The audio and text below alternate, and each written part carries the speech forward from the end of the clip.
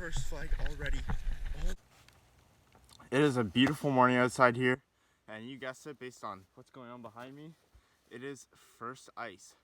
Now before I even go on the lake, I'm going to talk about some of the safety things that I'm going to be having with me today so that I don't fall through first of all, and if I do fall through, I'll be well prepared. A lot of these things aren't necessary, but they just might help. So first of all, I have an axe. So I don't own a spud bar. A lot of people use spud bars. They check every step when they go out on the ice at first ice. So what I'm going to do instead is just do the same thing but with an axe. I'm also going to use this to chop my holes since the ice won't be super thick. I didn't even bring an auger because this will do the job. And secondly is a life jacket. So if I were to fall through and say hit my head for example and sink, no, I won't sink. If I were not to hit my head and just fall through normally, I would be fine because I am confident in my swimming and abilities of getting out of the ice. But if something happened, I have a life jacket and it keeps me warm, so it's an added bonus. Thirdly, I have a canoe. You may be wondering why I'm bringing a canoe ice fishing. I guess in case if the ice cracks, I can just jump in the canoe and the canoe will float. As easy as that. And it glides pretty easily on the ice, especially since today it's fresh ice and the ice has maybe 2 millimeters of snow on it, just a dusting, so it'll be really easy and nice to maneuver out there.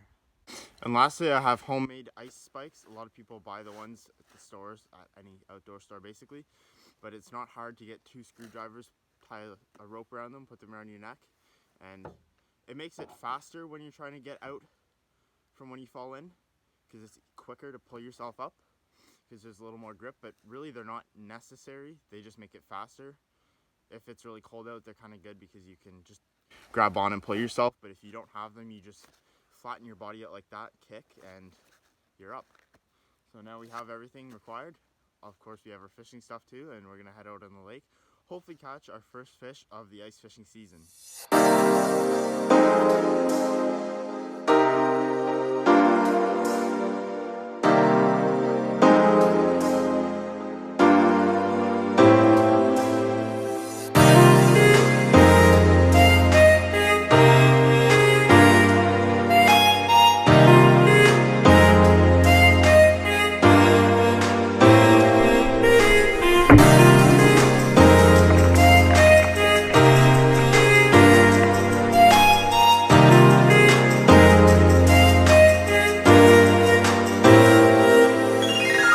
That's what the chunk of ice looks like right there. It's about 4 inches and it's all black ice as you can see around me, so it's actually pretty safe. It's actually a little thicker than I thought it was going to be. First flag already. Oh my goodness. Oh my goodness. We're on. First fish of the ice fishing season. We are on to a fish. Oh, it's a largemouth. What? It's a big largemouth. And the funny thing is, it's the last day of bass season today. It's November 30th. Look at that old gnarly looking thing on the quick strike rig on the smelt. Oh my goodness, what a way to start off the ice fishing season right there. Look at that gnarly, skinny looking bass. Look at his red lips. It's like he's wearing lipstick. That's the first time I've ever caught a bass through the ice during open season here in Ontario. I was expecting a pike, but I will not complain about this. This is a beautiful bass. Not exactly beautiful, but just amazing. Wow. And there he is. Just look at that thing. So skinny, but such a big head. Just a gorgeous fish.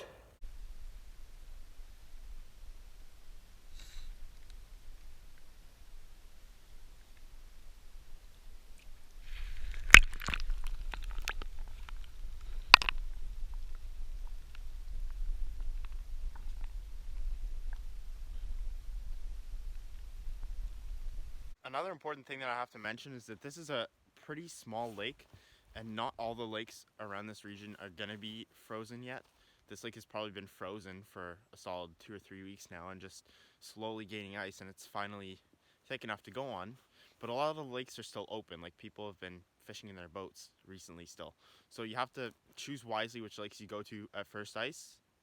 On average this November it's been colder than usual with less precipitation, which is ideal for forming ice because you don't want a lot of snow or rain on top of the ice because it makes it harder to freeze. It takes longer because it insulates it. So it's been, yeah, a perfect November really for making ice. And I've never been ice fishing in November. It's my first time. I've never been ice fishing during the open bass season, and that just made it extra special. I've also never caught a bass through the ice at this lake, which is just a bonus. And I wasn't even necessarily hoping for a fish today. That was just gonna be a bonus. I was just hoping to get on some safe ice and get out for my first ice fish of the year. So yeah, just an added bonus, and we're just getting started. It's a beautiful day.